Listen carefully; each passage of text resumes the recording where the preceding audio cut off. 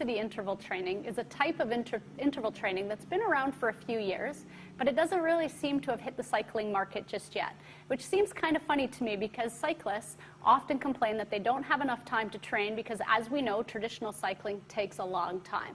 People are usually out on their bikes for hours and hours a week, and a lot of us, if we want to get better, know that we just can't dedicate that kind of time to our training. So high-intensity interval training, I'm going to guess that most of the research started at McMaster University. It seems to be one of the leading sources of information, which is cool because that's local.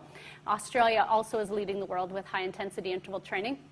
But one of the protocols that was developed at McMaster takes approximately 35 minutes to complete. The really neat thing is that the study that they used to verify the effectiveness of this protocol actually showed better results in every determinant of fitness when they used 3 bouts of high-intensity interval training with their athletes per week versus a traditionally trained athlete who had to spend many, many more hours on his bike. So as a fitness professional, I get really excited when I can counter the I don't have enough time to exercise or I don't have enough time to improve argument with a really well-founded, well-researched protocol. And high-intensity interval training, especially the one we're going to do today, definitely does that.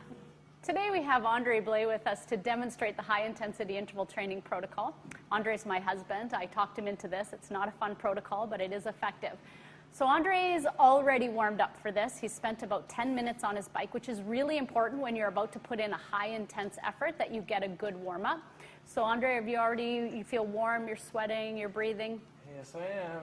Ready Perfect. for this? All right, so this protocol involves then that you're going to put a certain amount of resistance on the bike, and I'll coach you through that.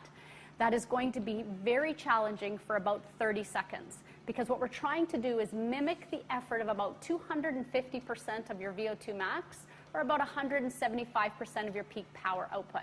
Now, you already know your peak power output because you've measured it on one of these bikes before, but the average person probably doesn't. So here's how we're going to coach this. I'm going to ask that you increase your cadence to about 100 RPM.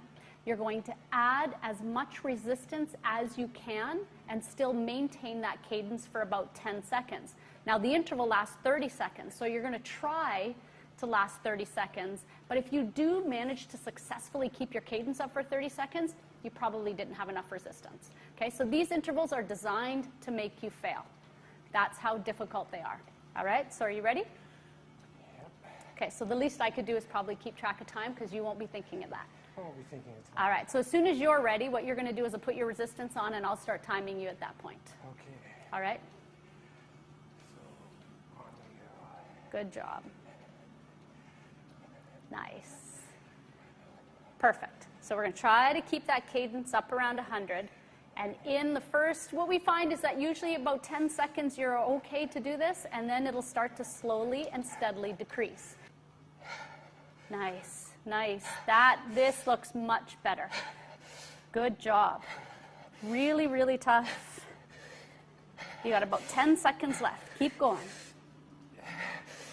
Good job. Keep it up. Keep it up. Nice work. Perfect. Peel it off. Spin your legs out. Get your cadence back up. It'll help you recover. Nice. Did that feel different? Much more difficult? That's more difficult, yes. Perfect. These are actually based on what's called a Wingate power test. It's exactly the same thing as a Wingate. So that was a protocol that was already being used to test power output in cyclists. But this has been shown when we repeat it within the course of a workout like this to increase VO2 max, to increase lactate threshold, to increase time to fatigue, and even time trial performance in cyclists when compared against traditionally trained cyclists, which is a really big deal.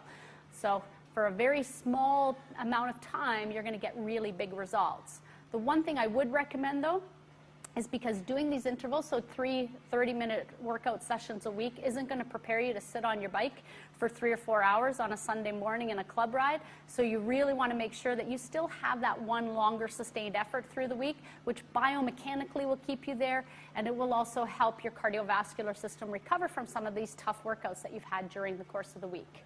Nice job.